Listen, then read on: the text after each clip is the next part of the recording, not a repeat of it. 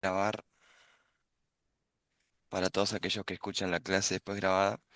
Apocalipsis 6. Vamos a leer el pasaje de hoy.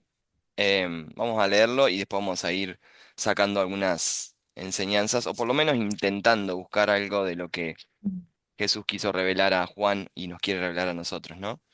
El ¿En qué capítulo versión lo lo voy a leer en la leíste? 60 yo. Yo lo voy a leer en la 60, pero en la que ustedes tengan está bien.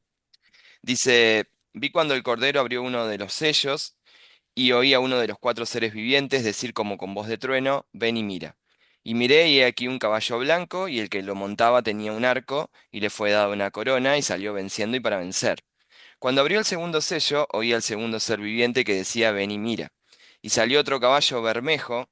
¿Tienen algún otro color ustedes diferente al bermejo ahí en alguna traducción? ¿O todos tienen bermejo? Rojo tengo yo. Rojo, está bien, porque ese es en realidad. Y al que lo montaba le fue dado poder de quitar de la tierra la paz y que se matasen unos a otros, y se le dio una gran espada. Cuando abrió el tercer sello, oí al tercer ser viviente que decía, ven y mira. Y miré y he aquí un caballo negro, y el que lo montaba tenía una balanza en la mano. Y oí una voz de en medio de los cuatro seres vivientes que decía, 2 libras de trigo por un denario, y 6 libras de cebada por un denario, pero no dañes el aceite ni el vino. Cuando abrió el cuarto sello, oí la voz del cuarto ser viviente que decía, ven, y mira, y miré, y he aquí un caballo amarillo, y el que lo montaba tenía por nombre Muerte. Y el Hades le seguía, y le fue dada potestad sobre la cuarta parte de la tierra, para matar con espada, con hambre, con mortandad, y con las fieras de la tierra.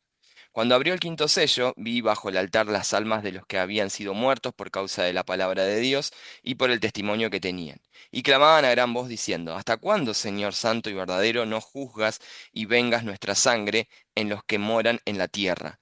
Y se les dieron vestimentas blancas, y se les dijo que descansasen un poco de tiempo hasta que se completara el número de sus consiervos y sus hermanos, que también habían de ser muertos como ellos.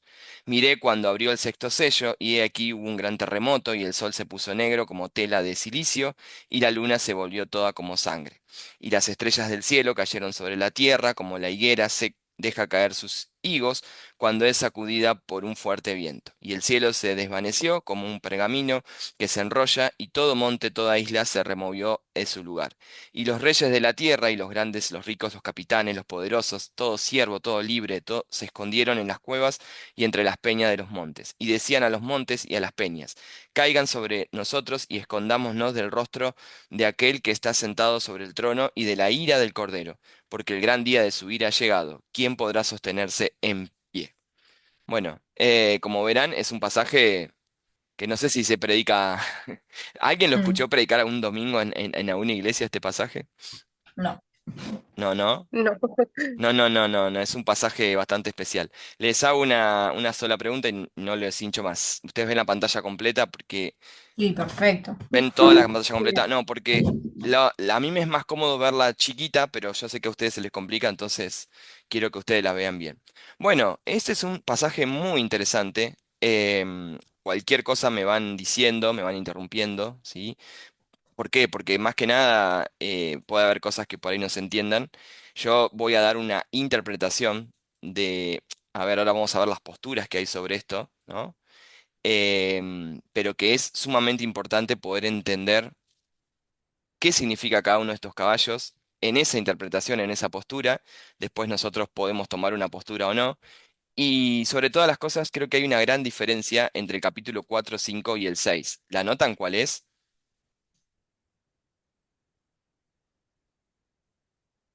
¿Cuál sería como a ver, si tuviéramos que ubicarnos en espacio, ¿cuál sería la diferencia entre el capítulo 4 y 5 y el 6? ¿Dónde transcurre el capítulo 4 y 5?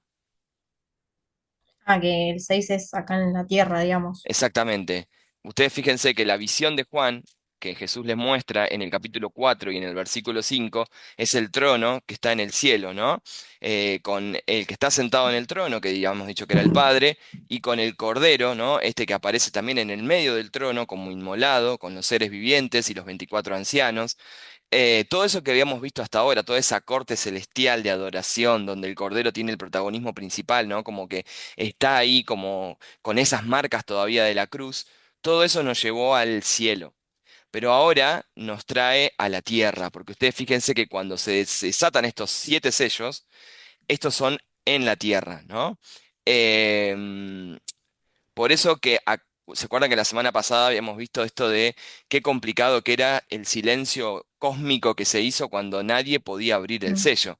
Y que el único que era digno y apto para poder abrirlo era el Cordero, ¿no? Que era el que abrió este libro y es el que cuando arranca el capítulo 6 dice que Juan ve al Cordero abriendo uno de los sellos, ¿sí?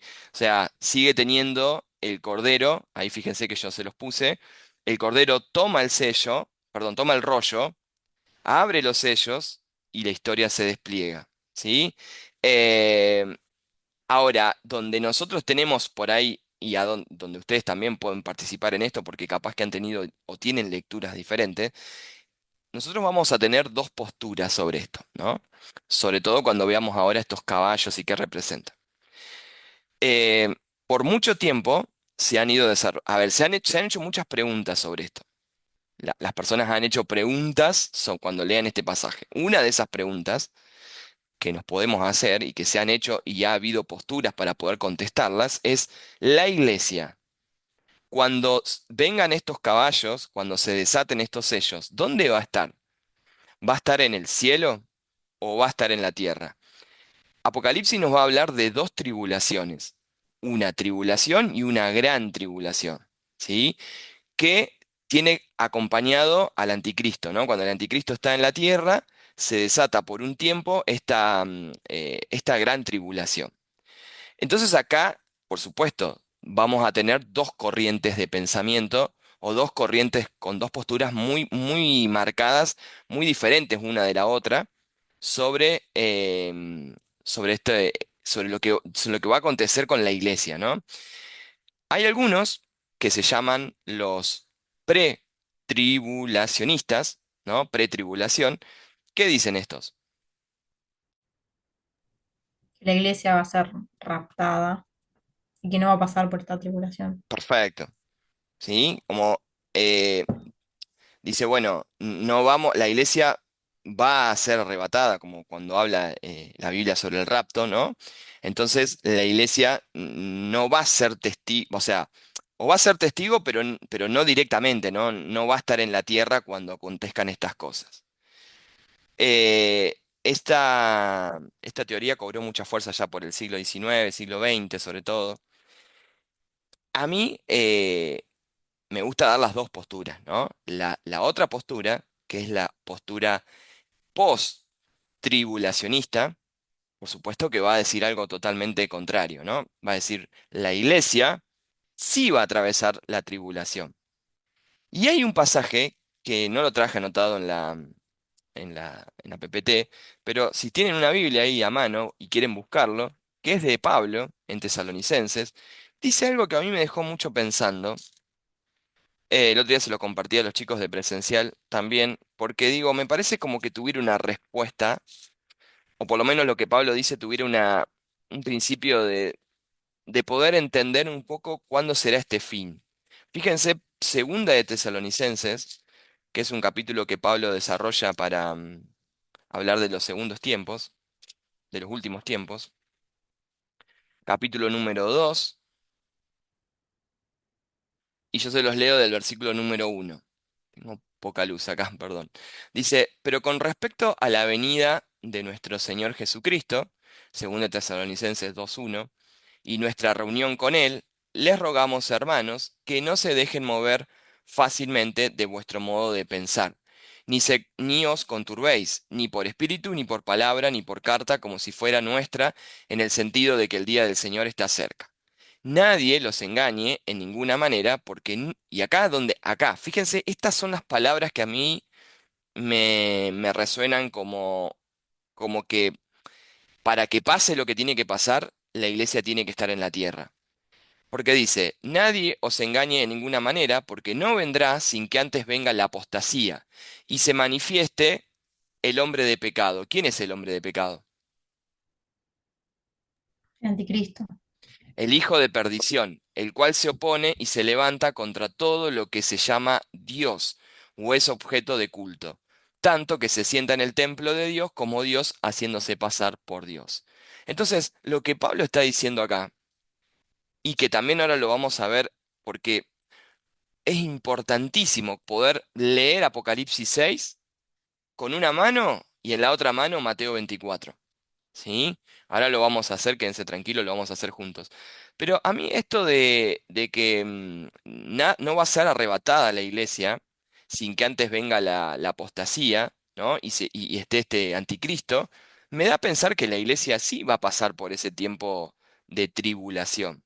Por supuesto, esto es algo a lo cual me quedé viendo el mensajito que había mandado Andrea. Esto es algo a lo cual no hay una conciliación de posturas, ¿no? A ver, a nosotros nos cambia la existencia, la vida, nuestro labor como obreros que teniendo que predicar el evangelio, sabiendo que hay un juicio. Por supuesto que no nos cambia. Pero también nos hace pensar que la iglesia todo el tiempo tiene que pasar tribulación. Nosotros por ahí tenemos esta imagen de la iglesia cómoda, ¿no?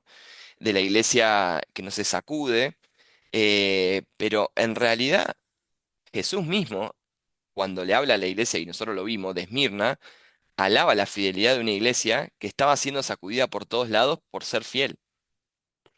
A la iglesia, a Jesús en Mateo 24 lo mismo va a terminar alabando la fidelidad, o sea, como diciendo los que son fieles hasta lo último. ¿Sí? Esos serán salvos. ¿Quiénes son hasta lo último? Hasta que pase todo lo que tenga que pasar. Entonces, a mí el rapto me parece que va a ocurrir después de la tribulación, ¿sí? Que la iglesia va a atravesar. Pero los otros dicen, no, la iglesia ya no va a estar. Ahora, una de las preguntas puede ser, si ya la iglesia no va a estar, ¿quién les va a predicar? O sea, porque primero, ¿quién va a perseguir estos caballos?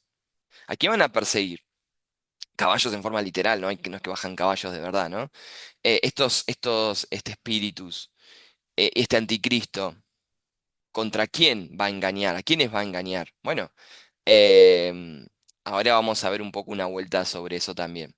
Pero a mí a veces me cuesta cuando somos tan tajantes con una postura y desestimamos la otra, porque nos olvidamos que no tenemos, cuando hablamos de escatología, nosotros no tenemos todo el mapa abierto como decir, ah, esto es así, es tan claro, como teníamos claro, no sé, que para ser salvos necesitamos de Cristo, que no somos salvos por obras, no sé, hay cosas que están muy claras, hay otras que nosotros vamos interpretando, pero que tampoco tenemos la total claridad, ¿sí? ¿Por qué les digo que es importante, y ahí se lo tengo puesto en la PPT, Mateo 24 y Apocalipsis 6? Si ustedes fueron prestando atención a lo que fuimos leyendo, Jesús ya habló de falsos cristos, ¿sí? Que sería el caballo blanco. Ya habló de guerras, que sería el caballo rojo. Ya habló de muerte, que sería el caballo amarillo. Y habló de persecución, ¿como qué? ¿Se acuerdan qué palabra usó? Ah, bueno, yo se las puse ahí.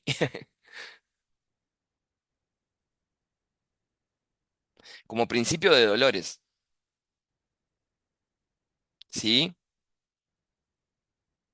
O sea, ustedes ven, yo quiero escucharlos a ustedes, si ven, ¿ustedes ven un paralelo entre Mateo 24 y Apocalipsis 5?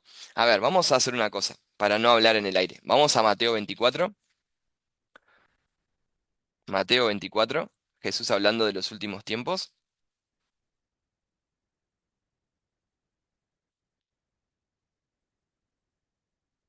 Y el que lo tenga, que lo lea, del versículo número 5 al versículo número 9, y mientras lo lee, a ver si encuentra un paralelismo con lo que leímos recién de Apocalipsis 6. Tengo acá, del 5 al 9. No, del... Sí, sí, sí, exactamente, del No. 5 al 9. Sí, Sí, sí, bien. sí. Dice, porque vendrán muchos en mi nombre diciendo yo soy el Cristo y a muchos engañarán. Y oiréis de guerras y rumores de guerras. Mirad que no os turbéis porque es necesario que todo esto acontezca, pero aún no es el fin. Porque se levantará nación contra nación y reino contra reino. Habrá pestes, hambres y terremotos en diferentes lugares. Y todo esto será principio de dolores. Entonces os entregarán a tribulación y os matarán y seréis aborrecidos por todas las gentes por causa de mi nombre. Bien, y fíjate que el 14 dice, perdón, el 13. Mas Mm, el que persevera hasta el fin, ese mm, será salvo. Y será predicado en medio de todo esto, ¿sí? O sea, el 14, y será predicado este evangelio del reino en todo el mundo, es en medio de la guerra, del hambre, ¿sí? De la muerte, el evangelio es predicado. Entonces, no es que acá lo que nosotros leemos en Apocalipsis 6 es algo totalmente descolocado de lo que de lo que Jesús dijo en Mateo 24. ¿Sí? mm. Lo que pasa que algo que nos ha pasado a los cristianos es que no leemos el mundo a veces.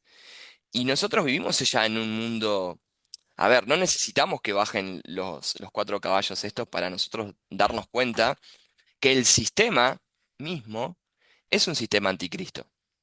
¿Sí? Todo está diseñado, o muchas cosas están diseñadas, para alejarnos de Dios, para ponernos, aún mostrándonos algo que es malo como si fuera bueno. Ustedes saben que algo que está entrando muchísimo, y en Argentina se está viendo un montón, es la hechicería. Pero no, por supuesto, nadie te va a decir esto es una hechicería. Pero hoy la astrología tiene, ha conseguido, antes nosotros nos horrorizábamos, decíamos el horóscopo, el que lee el horóscopo, ¿no? Pero el horóscopo era algo tonto, era leer algo que alguien escribía diciendo te va a ir bien o mal, te vas a ganar un auto o una casa. Pero hoy la gente, y ojo, he escuchado de cristianos, si alguna vez ustedes hablen con algún cristiano, que les dice que fue a hacerse el árbol, ¿cómo se llama este? Genealógico se llama.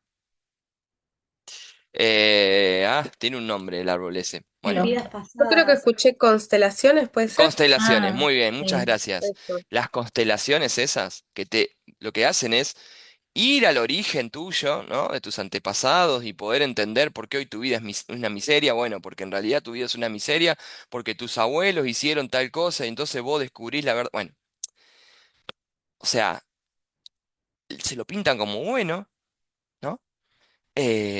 Pero realmente todas esas cosas nos estamos dando cuenta que la gente se está entregando cada vez más a lo espiritual. Pero Sí, o las cábalas lamentablemente, ahora, en el sí, mundial, pero congelar gente. en mi Todo eso. trabajo la otra vez, yo estaba haciéndome un café, me dice, pará, para abrir la heladera que voy a meter el nombre del arquero, dice en el. ¿Qué? No. Bueno, sí.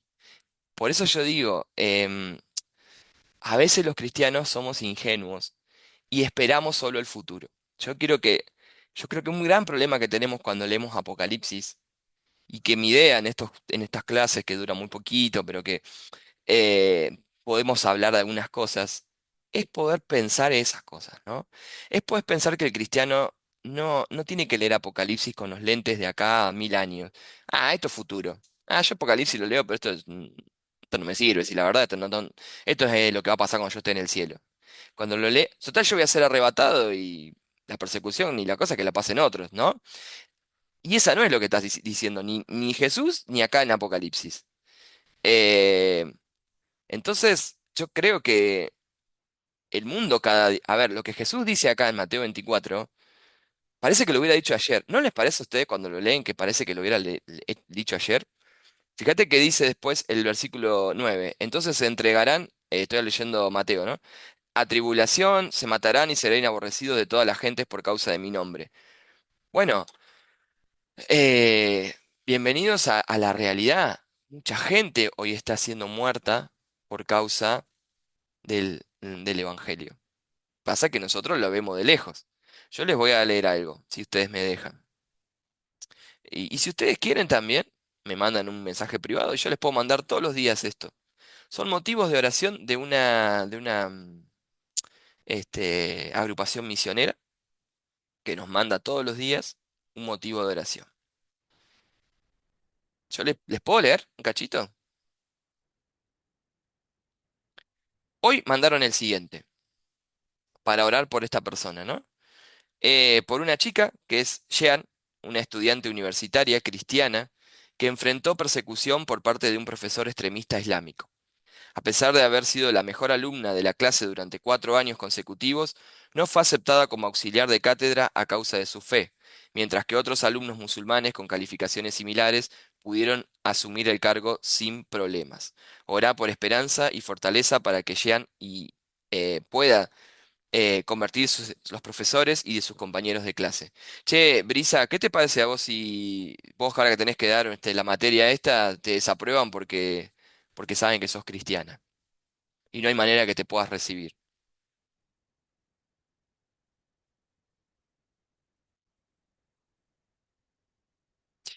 Irán, esto lo mandaron ayer. Tres cristianos, incluida una mujer embarazada, fueron condenados a más de 40 años de prisión a causa de su fe en Cristo.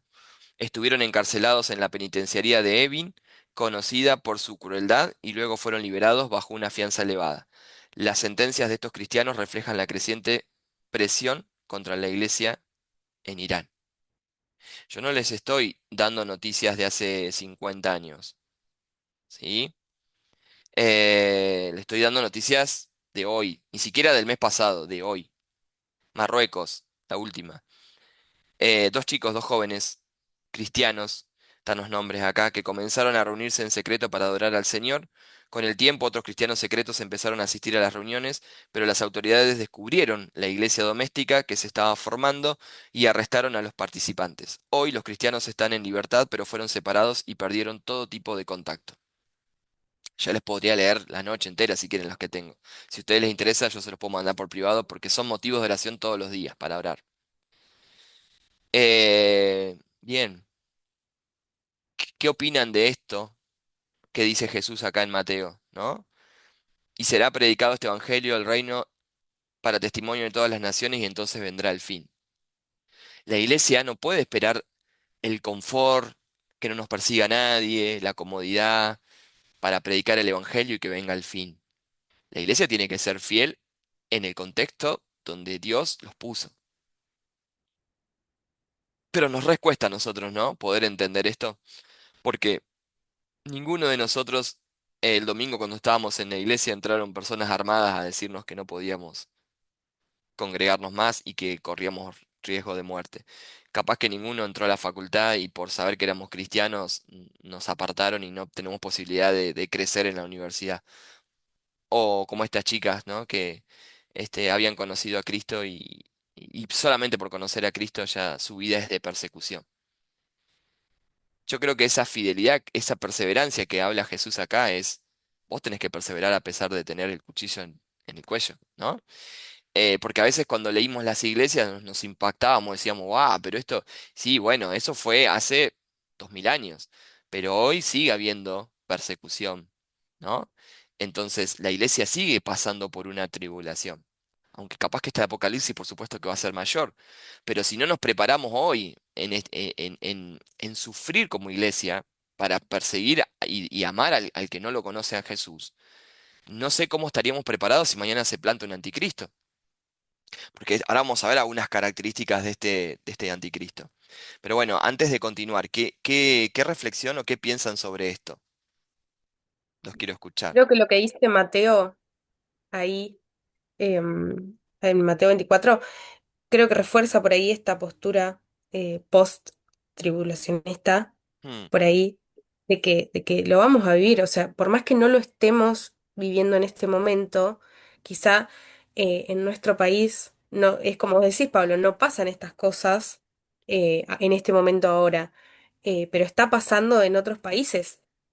Y obvio que todavía no estamos en el medio del momento, nos vamos a dar cuenta, pero yo creo que sí, que vamos a pasar esa gran tribulación para mí. Creo que refuerza esta postura, lo que dice la Y, palabra. y hoy en el Y que bueno, presente tenemos que hacer algo también, ¿no?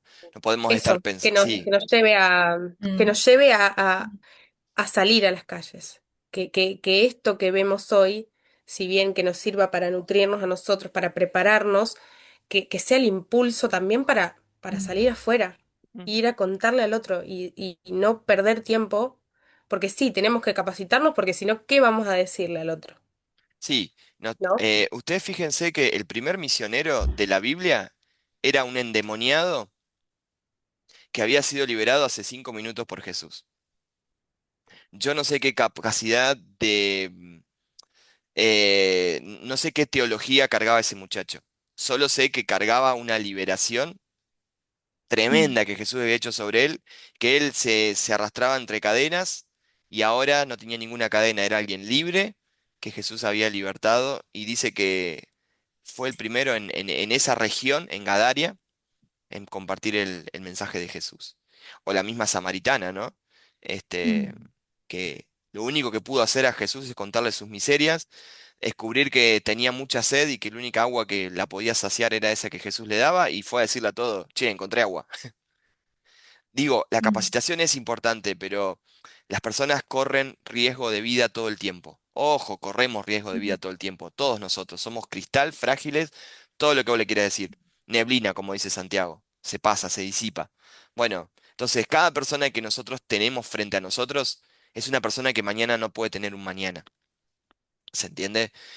mm, Eh, entonces, nosotros tenemos que entender que si bien no nos están persiguiendo para predicar el Evangelio, a veces nos perseguimos nosotros mismos, con nuestras comodidades, eh, con nuestro egoísmo a veces de poner prioridades, en qué cosas ponemos prioridades, ¿no? A veces, por eso cuando lo habíamos hablado con esto, yo no voy a repetir lo que ya dijimos, ¿no? Pero con esto de la adoración, cuando decíamos, ¿no? Que era echar las coronas delante del trono. Y es decirle a Jesús, Señor, ya nada es mío. Ni mi tiempo, ni mi dinero, ni mi fuerza, ni, o sea, ni mi salud, todo es tuyo. Yo, todas mis coronas, más, son todas tuyas. Mis logros son todos tuyos, Señor. Estudié esta carrera, por tu gracia la pude aprobar y pude terminar. Señor, es tuya la carrera. ¿Qué querés que haga con esta carrera? ¿Sí? ¿Querés que, o sea, vos querés que yo estudie 8 años como un perro para después esforzarme 15 años en ser el mejor y ganar guita? ¿Esa va a ser, eso es todo lo que un cristiano tiene? No. O sea, si Dios te dio la sabiduría para poder prepararte en una carrera, seguramente Dios la va a usar eh, para que Él se glorifique y para que vos puedas usar esa carrera para bendecir a otros. No hay un pasaje que para mí deberíamos tenerlo en la frente anotado, ¿no? De gracia recibimos, de gracia damos. Señor, mm, de gracia pude estudiar una carrera, gracias Señor por esto. O de gracia puedo tener este dinero, o de gracia pude tener esta empresa, o de gracia puedo tener esto. Bueno, Señor, ahora de gracia tengo que dar. Y la gracia a veces cuando tenemos poquito y tenemos que dar eso poquito, pero para Jesús vale como la viuda que tiró esa monedita, valió mucho más que lo que estaban dando los otros que les sobraba. Entonces, yo a veces pienso, digo, Señor, es una mentira cuando te digo a veces que hoy no tuve tiempo para vos, porque ayer cuando fue el partido de fútbol, no hubo duda que corrí para poder llegar, ponerme la camiseta y ver el partido. ¿Sí? Entonces, me siento un mm, hipócrita si yo te digo, Señor, perdóname porque no tengo el tiempo para buscarte, para capacitarme, porque lo tengo para otras cosas. O sea, cada uno tiene el tiempo que quiere tener, ¿sí? O cada uno se hace el tiempo que quiere hacerse. Porque para los que, o sea, a ver, hay personas que viven dedicadas al reino y que están en lugares hostiles o no a ver, yo conozco personas que están en la cárcel predicando y bueno, eso es lo que Dios les llamó para hacer. Bárbaro. ¿Sí? Si cada uno pudiera estar siendo esa sal o esa luz en un lugarcito chiquitito donde Dios nos ponga, seríamos como ese granito de sal en medio de un océano, de un mar, pero un poquitito entre todos, los cristianos que hay, podríamos hacer que el mundo sea un poquito más agradable en algunas cosas. Pero la realidad es que los cristianos vivimos muy entretenidos en otras cosas muchas veces. Andrea, hoy has levantado la mano. Andrea, ¿puede ser que me ibas a decir algo o no? Bueno, si tenés algo para decir, Sí, iba a decir algo, pero ahora estoy en el auto. Les pido disculpas en un ratito, los comparto. dale, vas escuchando entonces, Gracias. perfecto. Bien, tenemos 4 escuelas interpretativas que yo se las había dicho en la primera clase, la escuela preterista, historicista, futurista y la idealista. Estas escuelas van a interpretar el pasaje de Apocalipsis 6, cada uno desde su punto desde su lente, ¿no? Como que cada una se pone un lente, bueno, dice la preterista dice yo voy a analizar Apocalipsis desde el siglo I, Roma y Jerusalén, ¿sí? Desde la persecución y la destrucción del templo. Para los preteristas, todo esto que se está hablando acá en Apocalipsis colapsa o termina en el 70 después de Cristo, cuando se destruye Jerusalén. Perdón, cuando se destruye el templo, ¿sí?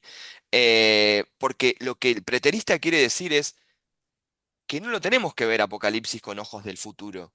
Lo tenemos que ver con los ojos y los lentes del primer lector de ese momento, ¿no? Ese que agarraba el rollo, el pergamino, porque en ese momento había un pergaminito. Entonces agarraba el pergamino en Apocalipsis, leía, no tenía los capítulos de video como nosotros y nada, de todo esto, y venía leyendo y leía estas cosas. Entonces, eh, eso era su lectura, ¿no? Es decir, bueno, la lectura de él era algo que tenía que ver con lo que él estaba viviendo en ese momento. Por eso cuando hablaban del trono, él se imaginaba que en ese trono estaba Nerón o estaba Domiciano. Entonces, cuando Jesús hablaba de que él era el digno, él entendía de que, wow, Jesús está desafiando las autoridades mías, porque las autoridades mías dicen que el único que se puede sentar en un trono y es digno es el emperador. Y acá Jesús está diciendo que él, el que venció en la cruz, es el único digno. Entonces, ese era el lente, ¿no? Para mirar el preterismo. Ahora, el problema de que solamente nosotros estudiemos Apocalipsis a través del preterismo es que estamos reduciendo Apocalipsis solamente al pasado. Y Apocalipsis, como Jesús lo dice en el capítulo 1, cuando le dice a Juan, yo te voy a mostrar cosas que ya pasaron, que van a pasar y que están pasando, ¿no? Las A ver, lo de las 7 iglesias fue algo del presente, fue algo contemporáneo, fue algo que pasó ahí. Pero ahora, del 4 en adelante, nos está mostrando también cosas que van a pasar. Pero que tampoco significa que no haya acá rasgos y simbolismos que significaban un montón para el lector actual, ¿no? Em, Después el historicista va a tomar todo lo que está pasando, todo lo que se está relatando en Apocalipsis, tiene que ver con la historia de la iglesia. ¿Sí? Va a tomar el libro, va a leer Apocalipsis, va a leer, por ejemplo, el capítulo 6 y va a decir que todo eso es un panorama de la historia de la iglesia. Entonces va a decir, todo lo que está pasando acá, ¿no? Tiene que ver con lo que ha pasado en todos estos años de historia de la iglesia. Entonces va a haber muchísimo la bestia, el dragón, con un montón de cosas que tengan que ver con Roma, que tengan que ver con y el catolicismo y esta historia de la idolatría. Y bueno, Babilonia la va a comparar con Roma, ¿no? Y con la iglesia de Roma sobre todas las cosas.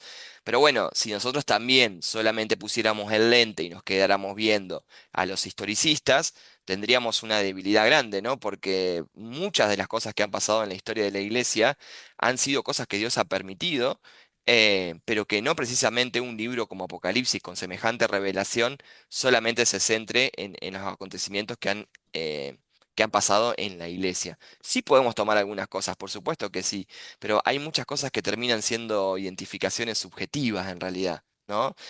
Sobre el lente que tiene puesto esta escuela. Después tenemos a los futuristas, ¿no? Que es la tribulación final, que es una de las que nosotros miramos un montón, porque esta va a situar gran parte de su cumplimiento en la tribulación final, ¿no? En el fin, cuando ya se consuma todo. Entonces, está buena, pero también no está buena que desconecte el texto de los lectores originales, ¿no? Porque hay que volver también al preterismo y a decir, bueno, a ver, ¿qué significó para este hermano del primer siglo cuando leyó esto? ¿Le fue de esperanza? ¿Por qué le fue de esperanza? Y bueno, porque seguramente estaba pasando por esto, entonces leer esto en ese momento le trajo fe, esperanza, renovó su fe, su confianza en el Señor, etcétera, ¿no? Entonces, preterismo mezclado con futurismo para mí eh, es como lo correcto, ¿no? Como sería como la lectura correcta que nosotros podemos tener. Y la idealista lo que va a hacer es ver patrones recurrentes. Por ejemplo, si yo tomo como referencia el capítulo número 6, guerra. ¿Qué va a decir el idealista? Y bueno, pero guerra en realidad es un patrón que se va repitiendo a lo largo de la historia, porque la guerra sigue siendo algo que el ser humano sigue avanzando con más tecnología, pero la guerra sigue estando, ¿no? Antes era mano a mano, después con el tiempo empezó a haber armas y ahora tenemos o estamos a las puertas ya de una guerra nuclear donde un país aprieta un botón y si quiere puede estallar medio mundo, ¿no? Medio planeta. Entonces, las guerras es algo recurrente. El hambre también, el hambre siempre ocurrió, ¿no? Siempre que hubo guerra, hubo hambre. Entonces, lo que hace el idealista es ver todos esos patrones a lo largo de la humanidad, ¿no? Pero bueno, qué sé yo, creo que está bueno no creo que esté malo como lo toma, pero el peligro de tomar solo el idealista, decir, bueno, vamos a trabajar solo con la escuela idealista, es que por ahí le saca un poco la dimensión histórica, que es importante, y la futura. Nunca tenemos que dejar de ver también Apocalipsis como futuro. Así que la verdad que tener una escuela para jugarnos la vida, decir, no, vamos a ir con esta escuela sola para interpretar un texto como este, no tendría ningún tipo de sentido. Bien, vamos a ver un poquito ahora, entrando al pasaje del capítulo 6, que en realidad ya entramos porque estuvimos viendo lo de Mateo 24, a qué se está refiriendo con estos cuatro jinetes, ¿sí? Ustedes seguramente los deben haber visto en películas, en libros, es como que me parece que es un tema que humanamente se ha hecho mucho para hablar de juicio, para hablar de un montón de cosas, pero no se le da por ahí el significado real que tienen estos caballos, ¿no? Como que se genera algo medio amarillista, ¿no? Como que los jinetes, nos vamos muy a Hollywood, ¿no? Y en realidad no es que estos jinetes sean cuatro individuos concretos, tales como los vemos ahí en la foto que yo les puse, por ejemplo, ¿no? Em, Vamos a ver ahora qué significan y los vamos a tratar de ver a través de estas escuelas, ¿sí? Bien, vamos a empezar por el primero de todos, el caballo blanco, versículo 1 y 2. Dice, vi cuando el Cordero abrió uno de los sellos y oí a uno de los cuatro seres vivientes decir como con voz de trueno, ven y mira, y miré y aquí un caballo blanco, y el que lo montaba tenía un arco, y le fue dada una corona, salió venciendo y para vencer. A ver, yo quiero escuchar a la audiencia, antes de que yo les pueda explicar, ¿no? Para ustedes, ¿qué simboliza ese caballo blanco?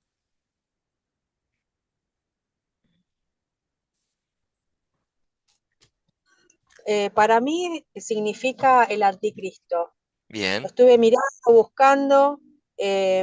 Primero me confundí porque me fui a Apocalipsis 19, pero describe a Jesús con el fiel y el verdadero. Digo, no, esto no es. Así que me fui para Daniel y ahí me di cuenta que podía ser el anticristo.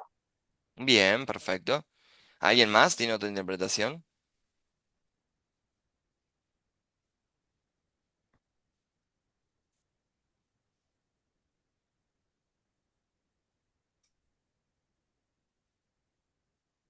Hay, a lo largo del tiempo, se han hecho muchas interpretaciones de qué significaba este caballo blanco, ¿sí?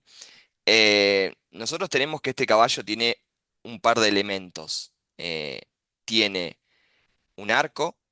Bueno, primero este jinete tiene un caballo blanco, ¿sí? Que es importante el color. Tiene un arco, tiene una corona y tiene una victoria, ¿sí? Hasta ahí yo se los puse ahí, ¿no? Elementos, caballo, blanco, arco, corona y victoria. Y dice, ¿qué dice el texto? Que salió venciendo y para vencer. Pero no identifica al jinete, no dice el jinete es tal, sino que nos da los elementos y nos dice que salió venciendo y para vencer.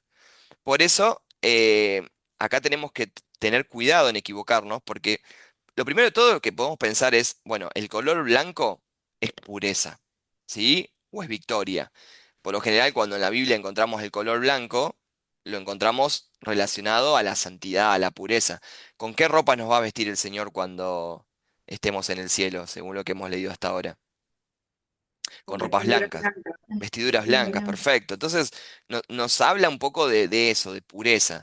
Pero también esa pureza puede ser imitada, ¿sí? O sea, eso blanco puede ser imitado por poderes engañosos. Y de hecho, la Biblia habla mucho de que Satanás se disfraza de ángel de luz, ¿o no? Ahora, después tenemos un arco. Bueno, el arco puede ser una conquista, ¿sí? Puede hablar de una amenaza militar. Ahora vamos a ver qué característica tenía este arco. Y la corona, que se nombra acá, es, que acá se van a acordar seguramente cuando vimos la iglesia de Pérgamo, es una estéfanos, no es una corona de vencedor, ¿sí? No es una diadema real, es la corona estéfanos, se me está terminando la batería, espérenme que cargo el teléfono. La estéfanos era la corona que se le ponía ¿a quién? a los que vencían. ¿En dónde? En una competencia, por ejemplo, de atletismo o de deportes, ¿sí? A ver, quiero ver la interpretación de ustedes, que creo que la van a sacar enseguida. ¿Por qué no puede ser Jesús este? Hay elementos súper claros que dicen que, a ver, porque se ha interpretado también a lo largo del tiempo que este podía ser Jesús, pero hay dos o tres razones que nosotros si las leemos decimos, este no puede ser Jesús. No puede ser, decís vos, No, no, Pablo. no puede ser Jesús. Fíjense ustedes el texto. A ver, y en relación, perdón, estoy conectando la compu, y en relación con lo que hemos visto hasta ahora, ¿por qué no puede ser Jesús ese que sale este, para vencer con el caballo blanco y todo? Que tiene un arco. Sí, puede ser, ese puede ser uno. Ya venció. Uy. Eh, a ver, primero de todo, ¿Jesús tiene que ser coronado por alguien? No. No. Y acá dice que a este jinete se le da una corona, ¿sí? Eh, ¿Quién es el que lo presenta? Uno de los seres, de los cuatro seres vivientes estos. O sea, Jesús no podría ser enviado por un ser viviente, ¿no? Jesús no necesita nada de todo eso. Por lo tanto, decir que Jesús podía haber sido el que es enviado sería totalmente erróneo. Además, no acompañaría tampoco a los otros caballos, porque Jesús vendría con el caballo blanco y después vendría la guerra, la muerte, y el hambre. No, no tendría sentido, ¿no? Bueno, esto también ha sido de mucho debate, ¿sí? Em, y hay dos posturas muy, ¿cómo podemos decirlo? Las más aceptadas, digamos, que es el anticristo. ¿Por qué? Primero porque lleva un arco que no tiene flechas, ¿sí? Porque no dice que tiene, cuando se habla de arco, por lo general se habla el arco con ¿cómo se llama? El donde guardan las flechitas. Bueno, ese cosa que se llevan para guardar las flechitas no lo tiene. Por lo tanto, habla de que su guerra no va a ser una guerra, física, sino que va a ser una guerra donde él está preparando esto, ¿no? De confusión, una guerra estratégica. Sale, eh, ¿cómo decirlo? Sale precediendo a los otros caballos. Y ustedes fíjense que lo que dice acá es, el que lo montaba tenía un arco y le fue dado una corona y salió venciendo y para vencer. Ese anticristo, a ver si yo traje algo más. Ah, acá miren, yo les traje las posturas, no me acordaba. A ver si se los puedo enseñar un poquito mejor. ¿La ven? Sí, ¿cómo ubican el sello? Bueno, la del Evangelio, la expansión del Evangelio y el anticristo son las dos posturas más fuertes de todas, ¿sí? Em, son las dos más, digamos, las que cierran un poco más, ¿sí? ¿Por qué? Porque esto del Evangelio y la expansión del Evangelio puede ser relacionada con esto cuando dice que salió venciendo y para vencer, y en realidad el avance del Evangelio es para esto precisamente, ¿no? Para vencer las fuerzas del mal, para llevar a Cristo.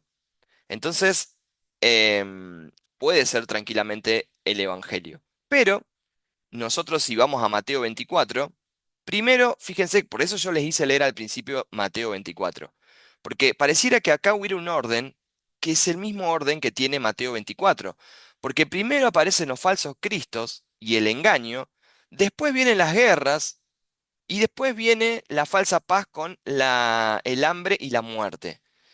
Entonces, si nosotros nos vamos y nos sincronizamos con Mateo 24, parecería que es el mismo patrón. ¿Se dan cuenta ustedes de eso? Porque en Mateo 24 Jesús está diciendo que primero aparecen los falsos cristos y después viene todos los otros, caballos, por decirlo de una manera, que Jesús no lo dice así, pero Jesús habla de guerra, Jesús habla de hambre, Jesús habla de muerte. Pero para que empiece la guerra, para que empiece el hambre y para que empiece la muerte, primero aparece el anticristo, o primero aparecen los falsos cristos con esto de la falsa paz. Entonces, si nosotros tomamos como paralelismo Mateo 24, como dice Andrea, nosotros tenemos que tomar que el caballo blanco es el anticristo, ¿sí? Pero bueno, también las escuelas que veían en lo presente, ¿no? Como por ejemplo el preterismo, lo que va a ver es, y lo que va a hacer, y es lógico que lo haga, es una lectura imperial, es una lectura político-militar, porque es lo que ellos veían, ¿sí? Es como lo que se respiraba, ¿no? En el momento. Militarismo por todos lados, avance, Roma avanzando, pero a la vez Roma avanzaba y tenían a los pueblos paganos que los estaban tratando de sacudir y estaban tratando de entrar y de debilitar al imperio. Entonces ellos veían todas esas cosas, veían conquistadores, veían esas estructuras dominantes y acá pueden ver tranquilamente ese caballo como algo imperial, como algo que tenga que ver con lo que Roma atravesaba y lo que ellos atravesaban en ese momento. Tiene mucho a favor eso del contexto del siglo I y la imagen del arco. No es por algo que ellos decían, ah, el arco. El arco lo entendemos nosotros, porque estos que andan a caballo, estos que están militarizados, andan con un arco. ¿Sí? Pero bueno, si solo nos quedamos con esa lectura, como yo les decía, entonces nos vamos a quedar solo con que no tiene nada que ver con nosotros, que solo quedó en el siglo I, ¿no? Y en realidad nosotros estamos diciendo de que queremos ver un poco más de eso y queremos pensar también de que eso es a futuro. Por eso también relacionamos esto del anticristo. Bueno, em, ustedes, si tuvieran que quedarse con alguna lectura de esto, ¿cuál harían? ¿Evangelio o anticristo? ¿Y por qué?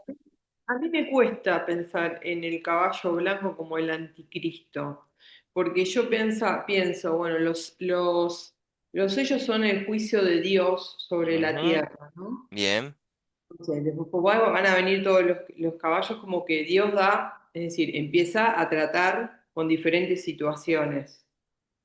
Y en una está el anticristo como si le diera como cabida para que haga algo malo.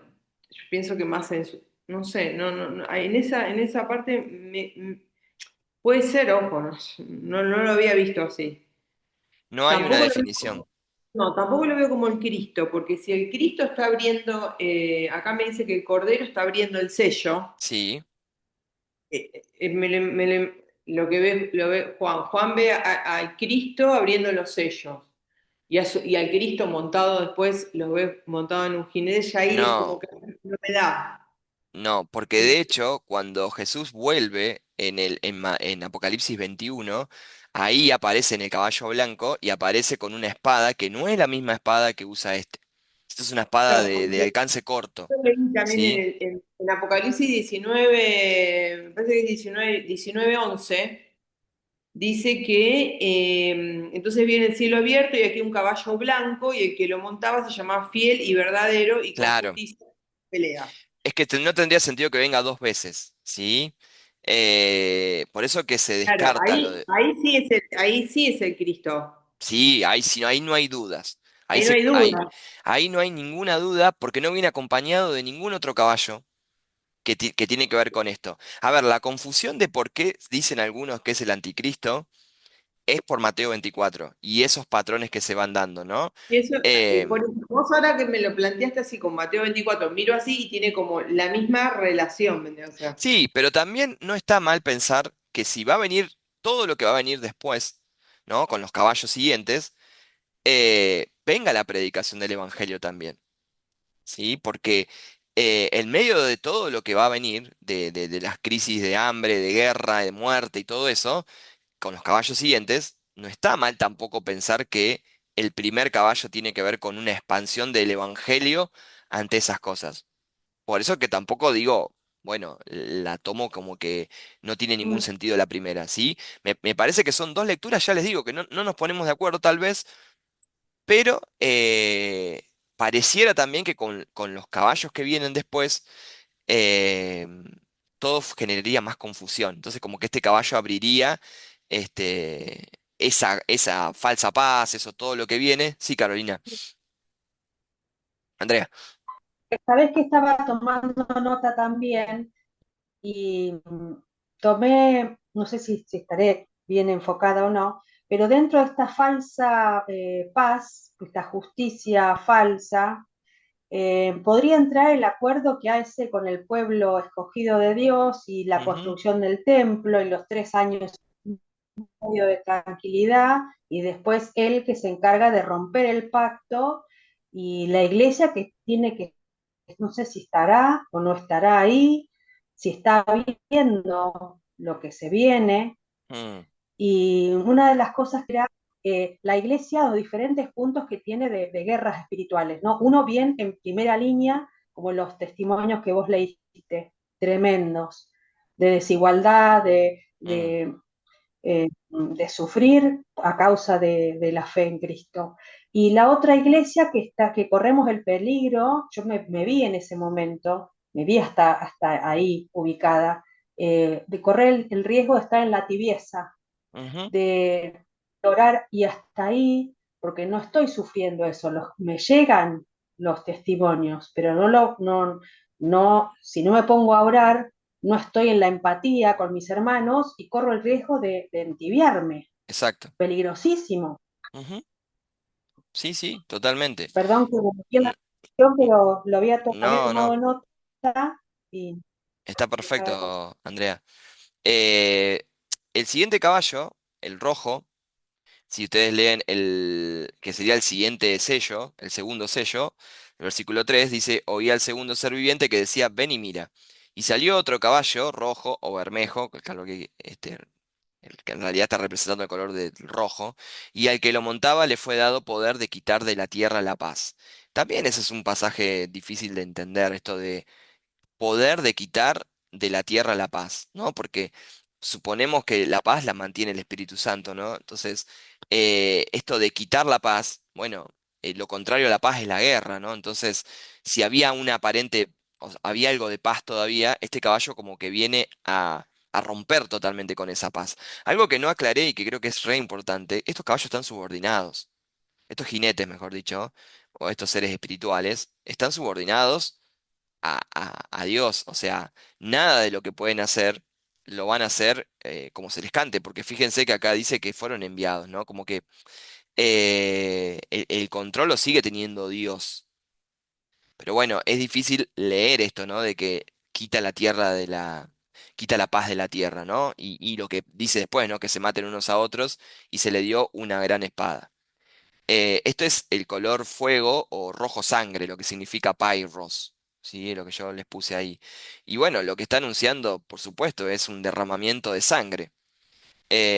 No dice el texto o no intenta decir que va a empezar una guerra, dice que se le dio poder para quitar la paz de la tierra, ¿sí? Sí, A igual ver, no me acuerdo en el Antiguo Testamento cuando dice que iban a, no me acuerdo ay, no me viene ahora, no sé si eran los sirios que querían mm, invadir Jerusalén y que hace que se maten entre ellos. sí, Cuando sí, sí, sí, van a ver, dice, van estuvo el Señor, el Señor Adonai, ¿no? No el mm, Señor Jesús, porque estábamos en el Antiguo Testamento. Hizo que se mataran entre ellos, ¿no? sí, Así que es como si fuera, cuando yo leí eso, me hizo recordar y dije, bueno, es este sello, ¿no? Que Dios preparó, que ya Dios ya lo hizo también en la sí. antigüedad. Sí, totalmente. Y esto de la paz, ¿no? Algo que analizábamos ayer con los chicos es que nosotros tenemos dentro de la civilización a lo largo de toda la historia, hoy en el mundo pasa con las Naciones Unidas y toda esta historia, ¿no? De querer tener o conseguir la paz, ¿no? Pero la realidad es que nosotros sabemos que no hay paz. De hecho, el anticristo este viene a ser esta aparente paz que dura poco. Si nosotros tomamos Daniel como referencia, dice que que Él trae una paz o hace un acuerdo o hace un pacto. ¿Qué es ese pacto que hace según Daniel? Ese pacto es la paz entre dos pueblos totalmente irreconciliables, ¿no? Que son el pueblo israelita y el pueblo islámico. Bueno, como que el anticristo logra esa paz que dura muy poquito, ¿no? Porque es la paz que da el mundo, ¿no? No es la paz que da Cristo, que es una paz eterna, que es una paz que dura por siempre. Ahora nosotros vemos cómo la gente está buscando este, cierta aparente paz en ciertas cosas, ¿no? Hoy estamos todos con la selección, nos encanta, pero dentro de 4 semanas se terminó, salimos o no campeones y listo. La vida sigue, ¿sí?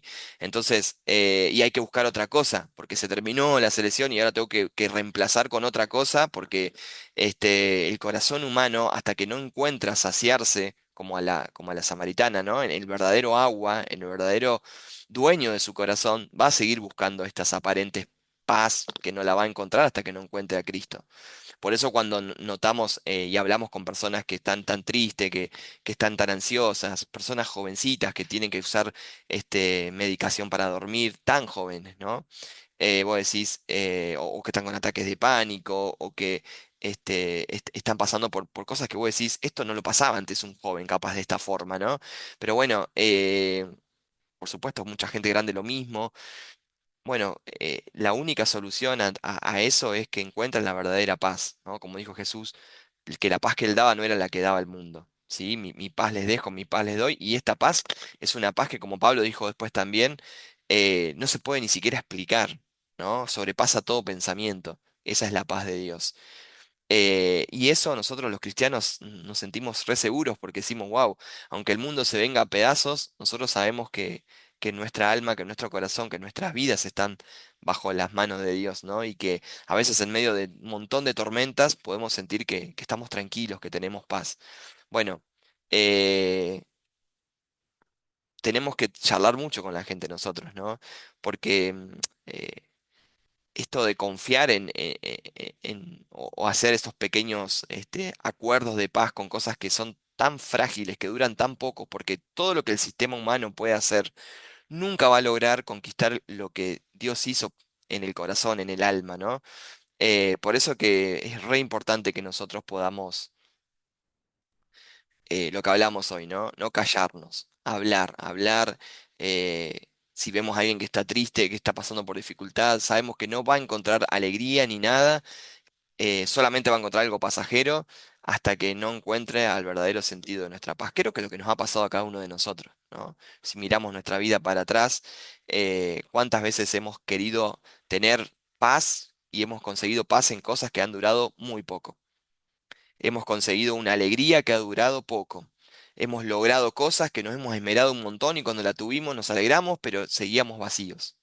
Bueno, eh, porque eso no es la paz que Dios da. Es como esta paz que trae este anticristo que une pueblos, que la gente lo victoria, como que se alegra de lo que ha logrado, pero que es una paz que dura muy poco. ¿Sí?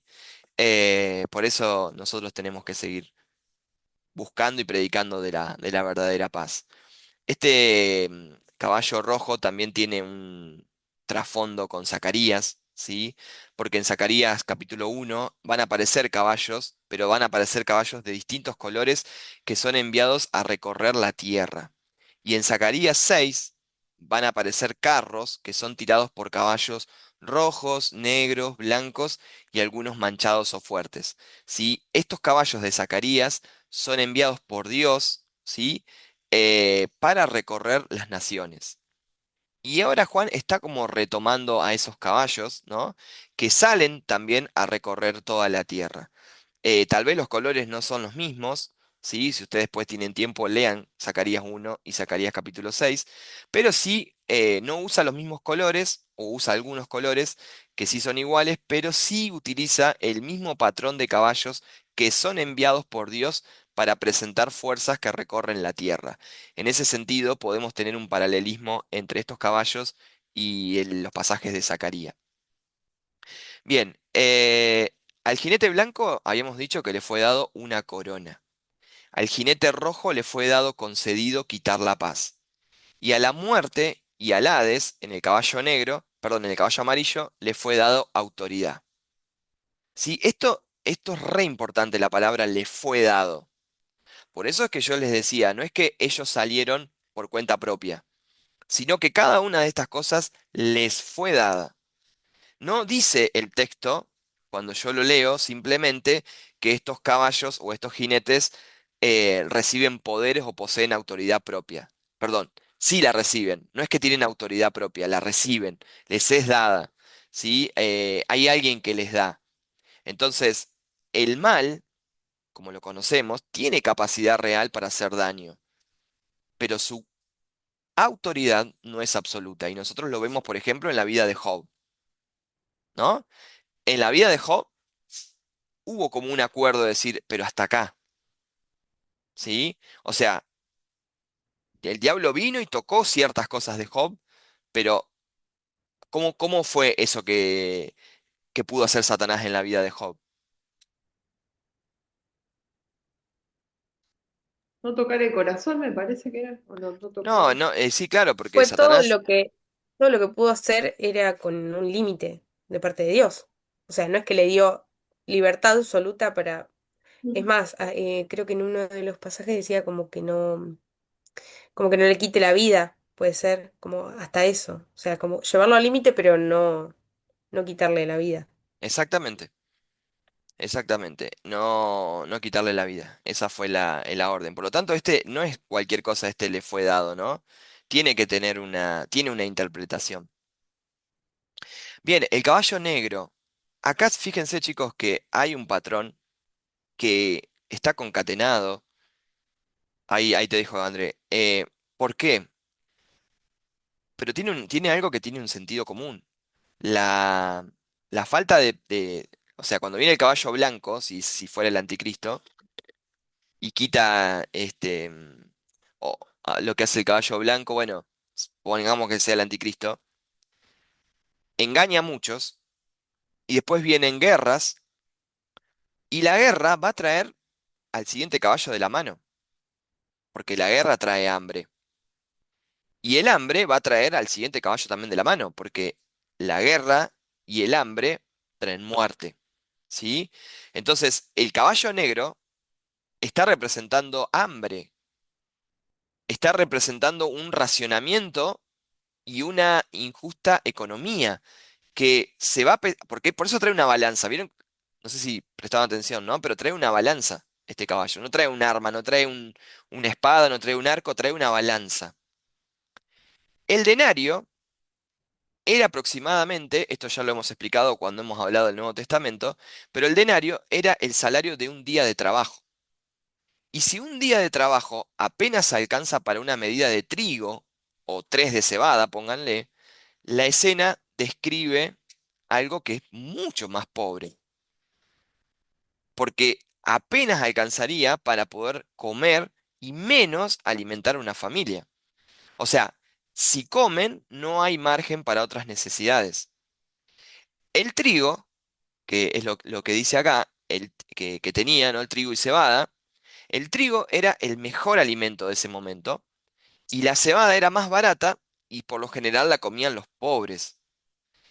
Por eso, cuando dice no dañes el aceite ni el vino, eso tiene varias interpretaciones, esto de aceite y vino. Primero de todo, la que yo les puse ahí, ¿no? Era que puede haber como una protección de parte de Dios o como un límite al juicio. Es como decir, bueno, le sacás el trigo y la cebada, pero le dejás el vino y le dejás el aceite. Que además el aceite y el vino tenían propiedades medicinales que se usaban un montón. Esa es una lectura a la cual muchos no están de acuerdo, porque muchos lo que dicen es que en realidad estos productos, trigo y cebada, eran productos que los pobres podían adquirir tranquilamente, pero el aceite y el vino eran productos para los ricos, era producto para gente de mucha mayor capacidad económica, ¿sí? Entonces, eh, es difícil de entenderlo pero pareciera que hubiera una protección del lujo mientras escaseaba lo esencial, ¿no? Es como decir, protegelo del rico, el aceite y el vino que solo lo pueden adquirir ellos, pero no dejes nada del trigo y la cebada, que es el alimento básico de la mayoría. Esto en el contexto romano, si nosotros nos ponemos a los lentes del preterismo, se relaciona mucho con decisiones económicas que protegían cultivos rentables mientras el grano básico estaba faltando. Esto era algo muy común en Roma. Por lo tanto, ellos también entendían de lo que era la falta de estos cereales. Pero es difícil de entender o es difícil de poder ponernos de acuerdo qué significa esto de no dañes el aceite y el vino. Esas son las interpretaciones que se conocen hasta ahora, ¿no? Em, pero en realidad no hay tampoco algo claro que diga, bueno, significa esto. Pero como viene a traer hambre, ¿sí? Y viene a traer hambre en serio, a una hambruna generalizada, es lógico que diga que el trigo y la cebada, que son esos alimentos básicos, los tiene que cortar. Andrea, vos habías levantado la mano. Sí, tomé nota con respecto a esto del costo eh, de estos cereales y tomé nota como un caos dentro de la economía, dentro de lo social y lo político, como un desequilibrio entre los valores alimenticios.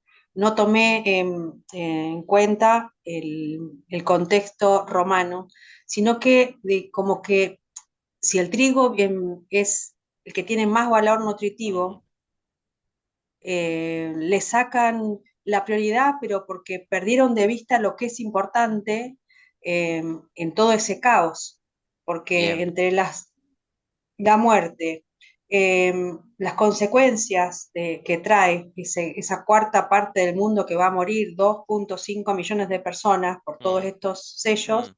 y ese desequilibrio de no saber dónde están parados, lo tomé por ese lado, no me di cuenta del contexto. No, no, está bien. Por eso te digo, lo estamos leyendo a través de todas las escuelas. Pero la idea que tiene, que este caballo sí trae hambre, ¿no? Este jinete con este caballo viene a traer hambre. ¿Qué pasaría Entonces, si la iglesia... perdón, Sí, Bri. no, No, que Ari, me perdón. quedó la duda, digamos. Entonces, digamos, lo esencial escasea, pero los lujos no, en ese Pareciera que sentido, no. Esa es una pareciera, interpretación igual. Es una claro. interpretación que tiene que ver muchísimo con esas cuatro elementos que en realidad para el mundo antiguo, aceite y vino no la conseguían los pobres. El aceite y el Mm, vino eran exclusivos de personas que tenían un poder adquisitivo muy especial. En cambio, el trigo y la cebada por ahí podían ir a un campo y podían sacar, pero no el vino y el aceite. De hecho, el aceite se usaba con un montón de propiedades para sanar, para un montón de cosas, mm. ¿no? Em, Ahora, vuelvo a la pregunta del comienzo de si la iglesia está atravesando esto. Porque si la iglesia atravesara esta tribulación, ya estamos hablando acá de la tribulación, ¿no? Estamos en medio de una guerra, estamos en medio de hambre, pero hambre de en serio, ¿no? Bueno, y en todo eso, que es lo que también Jesús habló en Mateo 24, ¿no? Porque Jesús en Mateo 24, cuando lo leímos, habló de hambre. En todo eso la iglesia tiene que ser fiel, ¿no? Porque además no es que el hambre y todo esto no le iba a llegar al cristiano, por supuesto que sí.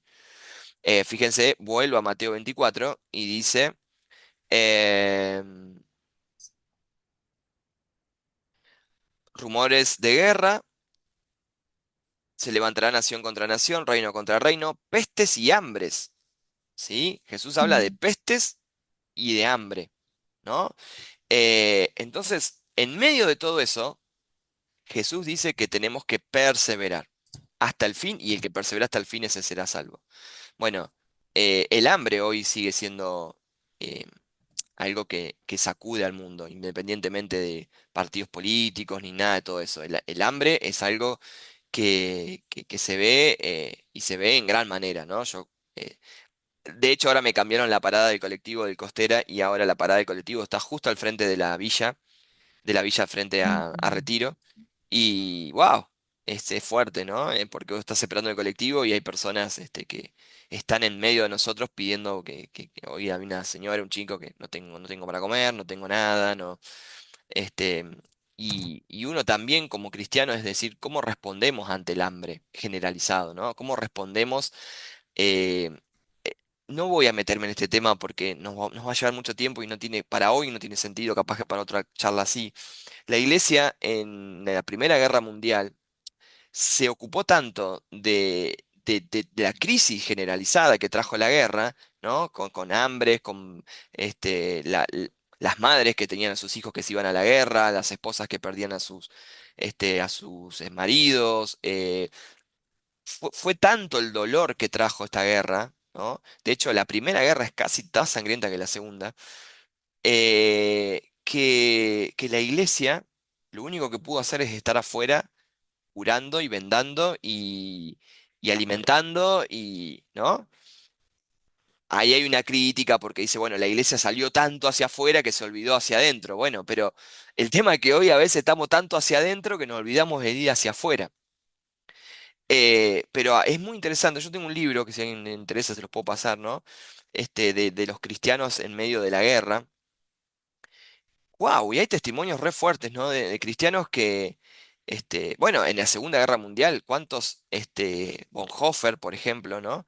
Que ayudó a tantos judíos en medio de una persecución tan sangrienta como la de Hitler, y en la Guerra Civil Española también, con la persecución de Franco, hubo un montón de cristianos que abrieron sus casas y el riesgo de vida por hospedar a alguien ¿no? Y ahí es cuando vemos la función social que la iglesia también tiene que tener. Lo que pasa es que hoy, con la justicia social, parece que fuera mala. A ver, hoy la justicia social se ha llevado para otro lado, entonces parece que fuera entre los cristianos malas palabras hablar de justicia social o hablar de esto de que la iglesia tiene que estar tratando estos asuntos, ¿no?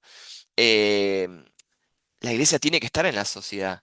La iglesia tiene que abrogar porque haya justicia social. ¿En qué sentido? En que el que no tenga para comer, tenga para comer, el que no tenga un techo, pueda tener un techo, por los niños que hoy están en situaciones vulnerables para poder abrir hogares de niños. Antes, algo que caracterizaba a las iglesias cristianas eran los orfanatos, la cantidad de orfanatos que había. Hay un montón de testimonios donde personas que han abierto lugares, casas para hospedar niños en medio de la guerra o en medio del hambre. Pero la iglesia tenía algo, ¿no? Tenía algo activo en la sociedad. Tenía algo para darle a la sociedad, por decirlo de una manera. Y yo digo, hoy capaz que tenemos que repensar la iglesia en un montón de cosas y repensar nuestra función social también dentro de la sociedad, ¿no? Porque nosotros agradecemos que hay muchos hermanos, de hecho, que están en la calle llevando comida, pero son tres que salen a dar comida, ¿sí? Eh, por eso que yo, y en esto soy muy crítico, eh, creo que tenemos que a veces repensarnos nosotros también como iglesia, y cuando hablo de iglesia no hablo solo de la estructura, hablo de nuestra función como hijos de Dios, como redimidos. Fíjense que acá ya Apocalipsis no va a hablar más la palabra iglesia, no van a encontrar más la palabra iglesia en el Apocalipsis. Va a hablar de redimidos, va a hablar de santos, ¿no? Pero de mártires. Pero la iglesia está activa en medio de las crisis, en medio de las pruebas, en medio de las dificultades. Yo creo que tenemos que replantearnos un poco eso. ¿Qué nos está pasando como iglesia, ¿no? Y hablo de nuestra iglesia, pero hablo de la iglesia en general. A veces ofrecemos milagros a la gente, venga a recibir su milagro, y en realidad hemos cambiado el concepto, ¿no? Jesús caminó las calles, hizo milagros en las calles, escuchó a las personas. Algo que a mí me maravilla de Jesús es su atenta escucha a las personas, a su necesidad, nunca discriminando lo que esa persona tenía o la condición de esa persona, que por lo general sí era discriminada por la sociedad, y Jesús ahí obraba milagros, Jesús sanaba, lo mismo lo vemos a los apóstoles después. Vemos una fe que corría por las calles, ¿sí? Vemos una fe que no estaba estancada en un lugar X, sino que era nómade por cualquier calle donde se encontraban los... Y a ver, y no estoy diciendo con esto de que solamente, porque lo que después salió con em, eh, esta postura también de que, bueno, solo había que ayudar a los pobres. Tampoco digo eso, porque en realidad el evangelio, cuando Jesús habla bienaventurados los pobres de espíritu, no está hablando solo de los pobres materialmente, porque la necesidad y la pobreza espiritual nace de una persona que puede tener toda la plata del mundo y de alguien que no tiene dónde acostarse a la noche porque no tiene ni un techo. Bueno, cualquiera de esos dos extremos necesitan de Cristo para enriquecer su espíritu. Pero sí, con la teología de la liberación y todo eso que nace allá en los 70 se enfoca mucho la ayuda humanitaria, la ayuda hacia el pobre, ¿no? Hacia el que no tiene propiedades, hacia no sé, al desvalido. Y no está mal, no está mal hacerlo, pero en realidad nosotros tenemos que abarcar a toda la sociedad que no conoce de Cristo. La iglesia tiene que tener programas, de hecho, para personas que les interese ir a escuchar el evangelio, no sé, en otro contexto, ¿no? Nuestra iglesia, por ejemplo, que es bastante universitaria, está también preparada para que uno pueda invitar a compañeros de la universidad y no se encuentre con algún choque total, sino que puedan venir, escuchar este tipo de conversaciones, ¿sí? Que por ahí son muy interesantes también para personas muy pensantes, muy de la razón, muy de... Bueno, también tiene que estar para eso la iglesia. ¿Sí? Pero tiene que tener una, ya sea para el pobre, para el intelectual, para el rico, para el que sea, la iglesia tiene que estar. El tema es cuando ni para el pobre, ni para el rico, ni para el intelectual, ni para el que razona, ni para el filósofo, ni para el comunista, ni para nadie está la iglesia. Ahí es el gran problema, ¿sí? Bueno, y en este caballo pálido, que es el último de los caballos, que en algunas traducciones aparece como verdoso, pálido, color de enfermedad y cadáver, es el cuarto caballo, ¿sí? Y bueno, este caballo es el resultado de los otros, ¿no? Es el resultado de los caballos anteriores, la muerte. La verdad que es fuerte la imagen, ¿no? Porque pareciera como que la muerte sembrara y el Hades recogiera, cosechara, ¿no? Y acá es como que está representando la culminación de esa cadena, ¿no? De conquista, de guerra, de hambre y de muerte. ¿Por qué de conquista? Porque el primer caballo es conquista, sale para conquistar. El segundo caballo sale para guerrear, sale para hacer guerra. El tercer caballo sale para dar hambre. Y este caballo sale para recoger todo el resultado de todo eso, que es muerte, ¿no? La verdad que acá tampoco se está hablando de una destrucción total. Siempre por eso les digo que hay un alcance. Fíjense que acá dice la cuarta parte de la tierra. Hay un juicio real sobre esto, pero que es limitado también. Em, esta muerte es una muerte terrible, pero no reina sobre el Cordero, no anula todo lo que habíamos visto anteriormente. ¿Sí? Porque esta muerte aparece dentro de uno de los sellos que Cristo abre. Entonces, ese dolor está ubicado dentro de la soberanía del Cordero, dentro de la soberanía de Dios.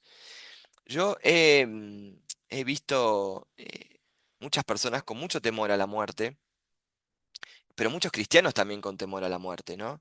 Nosotros sabemos que la muerte es un paso más, es el paso para encontrarnos con nuestro Señor, ¿no? Es el lugar donde es el paso que tenemos que dar para ir hacia el Señor. Entonces, nosotros a la muerte no tenemos que tenerle miedo, ¿no? Pero sí nos da miedo cuando mueren personas que no conocen de Cristo, y ahí sí es nuestra función, por eso, entre tanta muerte que ya hoy hay, poder estar activos, vuelvo a decir lo mismo, para poder predicar y compartir a los que no conocen de Dios. Conquista da guerra, guerra da hambre, hambre da muerte. No es caos, cada jinete sale bajo autoridad concedida, eso acuérdenselo. No es calendario fácil, son patrones históricos con posible intensificación final, porque cada eso se va intensificando cada vez más. Pero lo importante de todo esto es que no es fatalismo, porque el Cordero, ese que vimos en el capítulo 4, sigue gobernando este desenlace. Él sigue estando en control de la historia. Por más guerras que vengan, por más cosas nuevas que vengan, Él está gobernando. Y acá hay un pasaje muy interesante que a mí me llamó mucho la atención, el quinto sello. Porque fíjense, el versículo número 9 dice, cuando abrió el quinto sello, vi bajo el altar las almas de los que habían sido muertos por causa de la palabra de Dios y por el testimonio que tenían. Los primeros cuatro sellos nos mostraron lo que ocurre en la tierra. Ahora, el quinto sello nos vuelve a trasladar al cielo. ¿Sí? Porque ahora no vamos a ver caballos, no vamos a ver jinetes, vamos a ver mártires. Mártires, ¿sí? ¿Qué son los mártires? Personas que han dado su vida, que han, como dijo Jesús en Mateo 24, perseverado hasta lo último.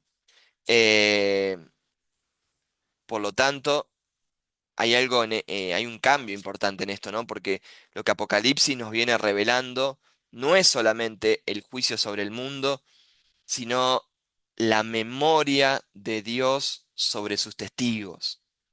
La memoria que Dios tiene sobre aquellos que han dado su vida por Él. Dios no es un Dios que olvida, Dios es un Dios que ve, Dios es un Dios que, como vimos en Apocalipsis 1, ojos como llama de fuego, ¿no? Él recorre, Él ve, su mirada es penetrante y puede ver también cada uno de estos mártires que claman justicia porque han sido muertos por causa del Cordero, ¿sí? Sí, Andrea. Bueno, acá tomé nota, ¿sabés? Cuando leí eso me llevó a la queja que le llegó a los cielos a Dios en la época de Sodoma y Gomorra, en Génesis Bien, 18, de bien. cómo el carácter de Dios no cambia. Me llegó la queja de que Sodoma y Gomorra no damos más por este pecado. Sí, muy Y bien. cómo las almas le dicen, ¿hasta cuándo, Señor, vas a permitir que pase esto? ¿Hasta cuándo? Y la misericordia del Señor que dice, espera un poquito más porque hay un número que yo tengo presente, que son los que van a entrar. Cuando llegue el último, yo me encargo. Es como que tenía esa lectura. Y otra cosa que me llamó la atención fue que eh, una visión estaba dada en el año 70 después de Cristo, ¿no? Sí, Más o menos el de sí, Juan. sí, sí. Y la otra 450 años antes de Cristo, con Daniel. Sí, sí, perfecto. ¡Qué impresionante! Sí, Esas son las cosas que me anoté. sí. Ahora si llegamos les voy a mostrar algo Preguntarte, sobre lo de ¿no? Daniel. Sí, No eran afirmaciones, sino eran para preguntarte esto sí, de sí, Sodoma y sí, Gomorra. sí. Sí, está perfecto. Porque acá hay un clamor, ¿no? A ver, es como lo mismo, tanto Sodoma y Gomorra, que tienen, es casi al comienzo de la historia de todo, como este casi fin, hay un clamor del ser humano de hasta cuándo, ¿no? Esa pregunta ¿hasta cuándo? No me digan ustedes que nunca la hicieron, ¿no? ¿Hasta cuándo, Señor, esto? ¿Hasta cuándo? Algo que a mí me llamó mucho la atención es que ellos no toman justicia por mano propia. Ellos entregan el juicio al Señor. Ellos están clamando justicia, no están pidiendo hacer justicia, sino que están entregándole todo al Señor, ¿no? Como, bueno, Señor, vos vas a hacer justicia. ¿Hasta cuándo vamos a seguir clamando? No sé, pero sabemos que vos vas a hacer justicia. Estos mártires bajo el altar, la causa por la cual habían sido martirizados, no era más ni menos que por haber compartido la palabra de Dios. No murieron por un fanatismo político, no murieron por violencia propia, no murieron por una fidelidad a su propio testimonio nada más, sino murieron por aquel al cual habían prometido que iban a ir hasta lo último, ¿no? Em, Bajo el altar tiene este lenguaje de sacrificio, porque ¿se acuerdan que en el altar se hacían los sacrificios, ¿no? Entonces, y corría la sangre abajo del altar. Entonces, por eso se usa metafóricamente esto, ¿no? Bajo el altar. no es que estaban ahí, abajo un altar, sino es que se usa para entender que ellos fueron sacrificados también por... eh, acá hay algo que yo pensaba, digo, qué importante para ellos leer que el Cordero tenía las marcas de la cruz, ¿no? Porque ese Cordero, que hoy era glorificado, que hoy era el Jesús glorificado y en gloria, como lo vemos en Apocalipsis 4, digno de todo honor, honra y todo lo que se le alaba, tenía esas marcas. Entonces, ellos podían identificarse. Todo el que sufría por causa de Cristo sabía que Cristo ya lo había pasado, ¿sí? Sabían que ese Cristo que seguía teniendo esas marcas eran las marcas del Cordero del sacrificio, ¿no? De que ahora ellos estaban muriendo por la causa de Cristo, por ser fieles a Jesús y llevar el testimonio hasta lo último, pero también sabían de que si morían, Jesús había muerto antes que ellos por esta causa, ¿no? Y que Él había vencido, porque no era solo la muerte y el derramamiento de sangre, era la victoria posterior, lo que los hacía a ellos también vencedores. Em, Qué loco, ¿no? Porque esta sangre de estos mártires que están derramadas al pie del altar son una ofrenda delante de Dios.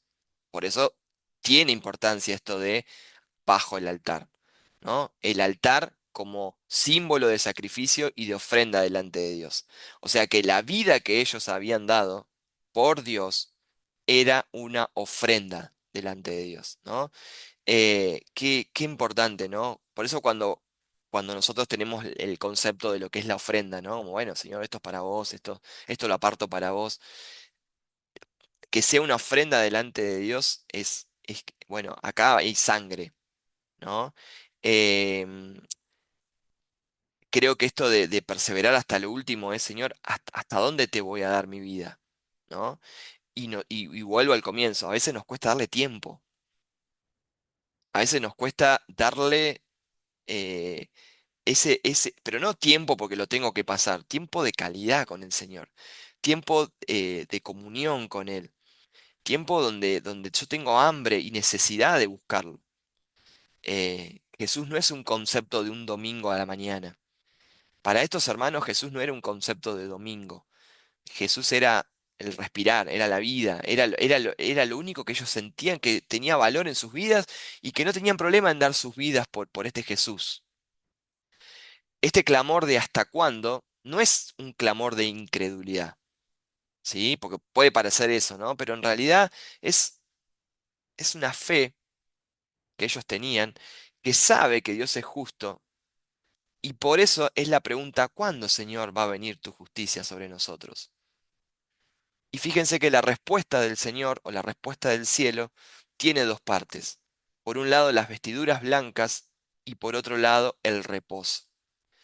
Estas vestiduras blancas indican aprobación, indica que bien, bien lo que hicieron, ¿sí? Eh, pero también el reposo muestra que el tiempo de Dios aún no se completó. Em, ¿Qué significa para ustedes? Porque yo quiero también saber su interpretación. Esto de cuando Dios les dice,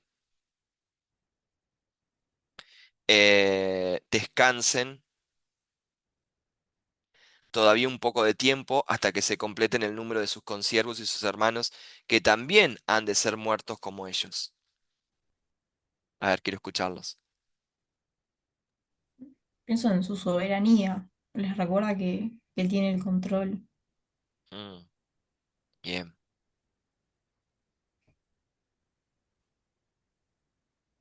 Y que llegue a venir esa justicia, que esperaron un poco más, ¿no? Pero todavía iban a haber Ujú. más mártires que murieran por Jesús. Sí, por ese libro que estaba, o sea, el rollo que estaba escrito por adelante y por atrás. Mm, Sí, ya estaba todo perfectamente escrito. sí, perfecto. Totalmente, no había nada nuevo para escribir. Las escuelas sobre esto, sobre el quinto sello, tienen un punto en común todas, y es que la fidelidad puede costar la vida. Eso es algo común entre todas las escuelas, porque lo entiende así el preterismo, ¿no? Que relaciona a estos mártires con los primeros mártires del siglo primero, esos creyentes que habían sido perseguidos por Roma o por las autoridades que eran hostiles a todo lo que tenía que ver con la fe cristiana. El historicismo va a ver estos mártires a lo largo de toda la historia de la Iglesia, ¿no? Las persecuciones imperiales, las persecuciones medievales, las modernas, las contemporáneas. O sea, como decir, la Iglesia siempre fue perseguida. Por lo tanto, para esta escuela es algo que se repite a lo largo desde que la Iglesia nace hasta que la Iglesia ya no esté más, la Iglesia va a ser perseguida. El futurismo, bueno, este, por supuesto que va a hablar de los santos de la tribulación, que fueron convertidos después del rapto, ¿sí? Acá lo que habla el futurismo es que la iglesia fue arrebatada y los que quedan son aquellos que ven el rapto y ahí empiezan a creer que realmente había un Cristo, que realmente todo lo que se había hablado del juicio era verdad, y entonces empiezan a convertirse a Cristo, pero ellos y el pueblo de Israel, porque el pueblo de Israel también es a un punto aparte que no es menor, y es que ese pueblo que le dio la espalda a Dios, pero que sigue siendo el pueblo del pacto. Nunca tenemos que olvidar que Dios, cuando hace un pacto, no es que después lo cambia por otro, entonces dice, bueno, me cansé de este pueblo, vengan ustedes. No, Romano lo explica muy bien con esto del injerto y las ramas, ¿no? Como decir, no es que ahora hay un pueblo nuevo, sino que mi pueblo sigue siendo el pueblo elegido, el pueblo escogido, el pueblo de Israel. Pero Jesús vino a los suyos y los suyos no le quisieron escuchar. Entonces, es que se agrega a este pueblo de gentiles, pero Dios sigue teniendo a su pueblo. Y este pueblo de Israel es el pueblo que también va a atravesar la tribulación. Entonces, eh, en esa tribulación, dice la iglesia futurista, em, donde muchos se van a convertir, tanto judíos como aquellos que han negado al Cordero, para ellos va a ser esta persecución y estos mártires que van a tener que ser mártires por Cristo, ¿no? Por realmente reconocer al Señor. Y el idealismo, por supuesto que entiende esto como un testimonio fiel que surge de todos los sistemas hostiles durante la era de la Iglesia. Em, Puntos en común que ha habido a lo largo de la historia de la Iglesia donde ha habido persecución por solamente creer en Cristo. Bien, y después se va a desatar el sexto sello, donde el mundo tiembla ante el gran día de la ira. Después de los jinetes y los mártires, Juan ve una convulsión cósmica, por decirlo de una manera. Ve como que se derrapa todo, ¿no? El mundo empieza a temblar, pero empieza a temblar ante algo que dice acá que es re fuerte, ¿no? Ante la gran ira. Entonces, la escena cambia de sufrimientos históricos a lenguaje de juicio final y de intervención decisiva de Dios. Ustedes fíjense que el pasaje va a terminar diciendo algo muy importante, porque dice, el cielo se desvaneció como un pergamino que se enrolla y todo monte y toda isla se removió de su lugar. Y acá hay algo interesante, ¿no? Porque dice, los reyes de la tierra, los grandes, esto sí que lo entendían mucho los que estaban leyendo en ese momento, todos ellos empiezan a porque acá no escapa nadie, no escapa ni los reyes de la tierra, ni los grandes, ni los ricos, ni los capitanes, ni los poderosos, ni los siervos, ni los libres, ni los esclavos, nadie. Todos dicen que se van a esconder en cuevas entre las peñas de los montes. Y todos van a decir algo. Caed sobre nosotros y escondednos del rostro de aquel que está sentado sobre el trono y de la ira del Cordero. ¿Sí? Entonces, aquí es donde hay ese grito, ese clamor, esa desesperación, porque realmente ese día que no se creyó, ahora estaban viendo que realmente era un tiempo real. Terremoto, ¿no? La tierra pierde estabilidad, sol negro y luna de sangre. Esas lumbreras creadas en Génesis 1 que nos daban la seguridad, ahora se nublan, es como si hubiera un eclipse que no se va más, ¿no? Eh, Esto es algo simbólico, ¿no? De la luna como sangre, que es lo que está sugiriendo es terror, violencia, señal profética.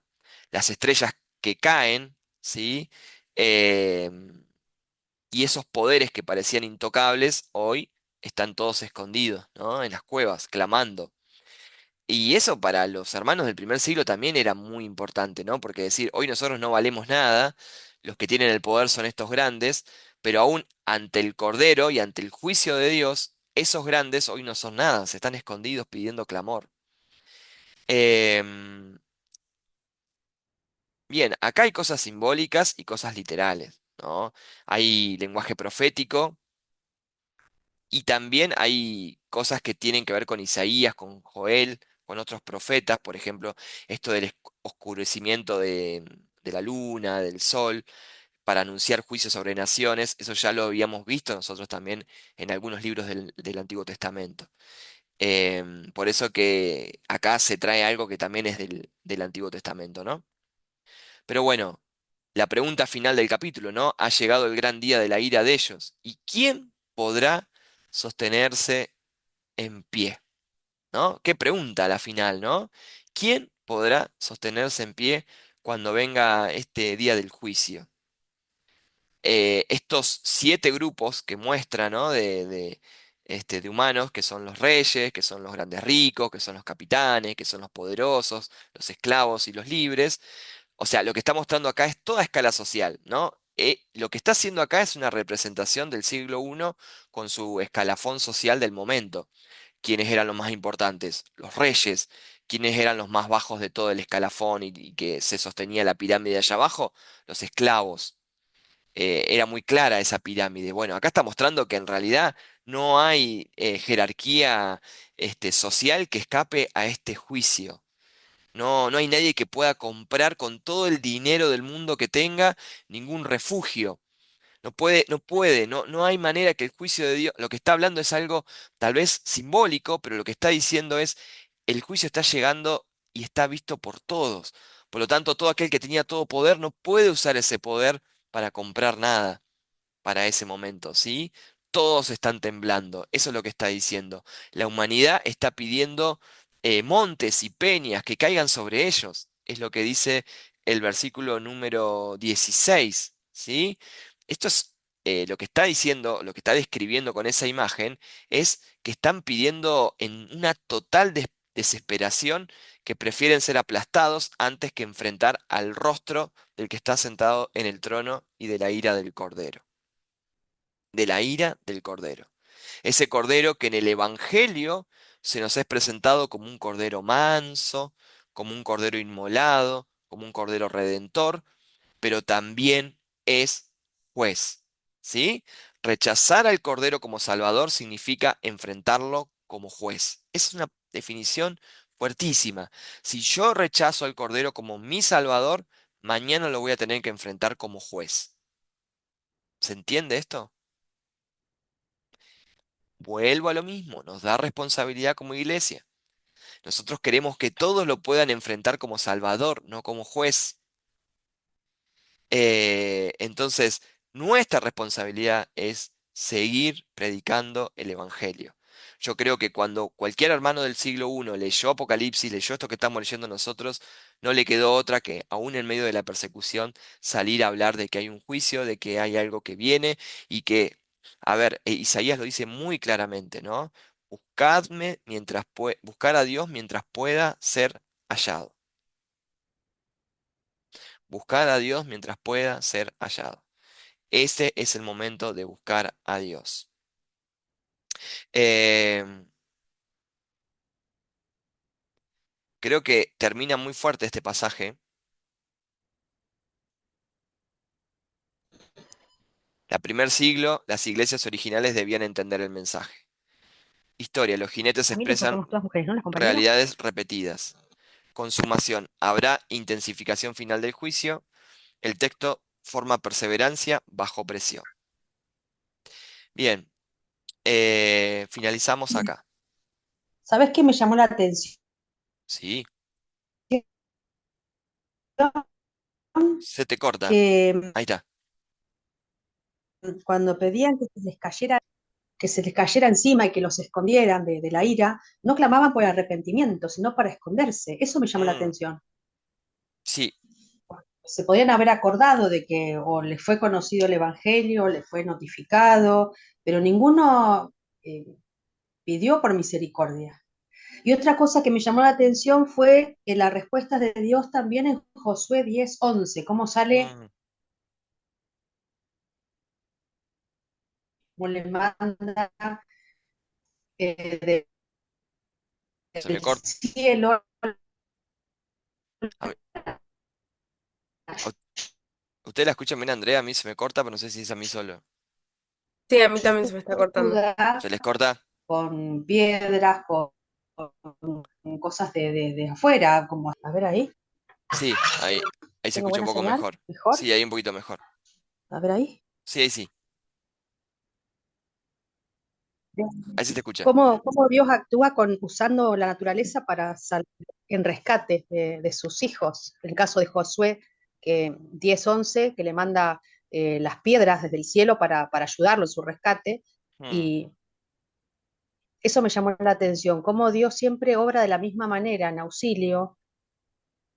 Y, sí, me alarmó eso de que no clamaron por misericordia, sino que que pedían cayeron que los los. Sí. tapaste. Sí, eso me llamó la atención.